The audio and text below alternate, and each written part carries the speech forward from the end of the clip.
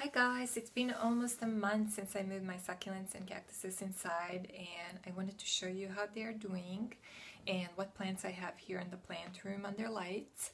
So I'll start with top shelf where I keep most of my euphorbias. Let's take a look.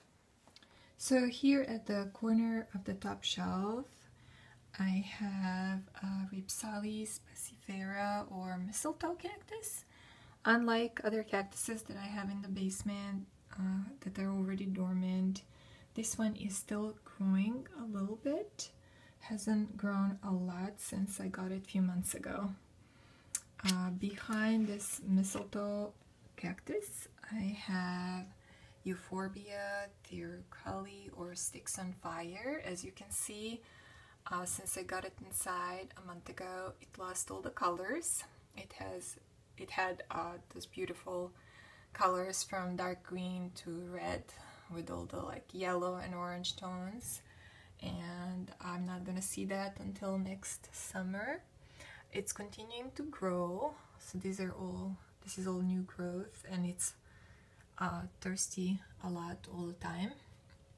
Actually, most of these euphorbias here, what I've learned is that they like a lot of light, they like warm, and they like a little bit more water than other succulents. So they're all continuing to grow since they came inside.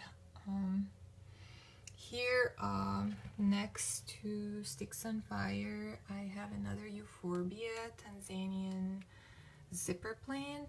I actually have a lot of this plant, have 2 more pots. I love the look of this plant, such an interesting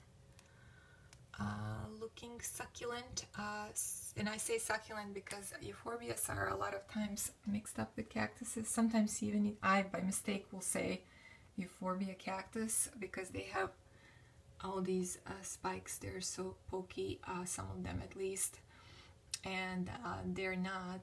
What's different from cactuses is that they have all that white sap that can be dangerous for some people. I didn't have a problem. I always do everything without gloves, but I think it's recommended not to. In front of these euphorbias I have Senecio Rollianus or String of Pearls. I love this plant. Such a fun plant. And as you can see, it's continuing to grow, and all this new growth is actually going toward lights. And on this side as well, kind of going straight up instead of hanging down. Yeah, it's just beautiful plant. My parents have one as well, and they're watering it very generously because this plant likes more water than some other succulents. And it's not dormant yet. Next to the String of Pearls I have this Chrysula perforata string of buttons, and I actually moved it down here so you can see it better and how much it grew. When I bought it, it was in this size pot. That was 2 years ago. So look at how much it grew. It's definitely one of my favorites. There is a lot of new growth right here. It was attacked by mealybugs many times in the last 2 years, and fortunately is doing well. And it grew these roots here, so I think I probably would have no problem to cut these new shoots and root them, since they already have some roots. So I'm gonna probably do that sometime soon. Okay, let's go back up. Here I have Euphorbia Ennobla, another interesting euphorbia. I ordered this one from Succulent Source. At the time they didn't allow you to choose which euphorbia you can get, so when I ordered 4 euphorbias. I got some doubles, but this was one of those that I didn't have, and I really think it's interesting. It's been growing well since I got it. Next on the top shelf are these 2 euphorbias, Euphorbia trigona, that I got about 2 years ago in IKEA. It was very small. It had 3 plants, and then 2 more I got from Succulent source.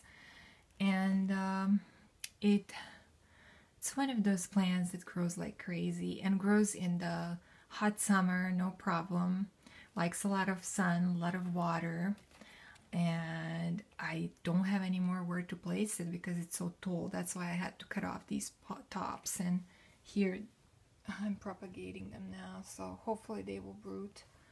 But look at one of these 5 plants.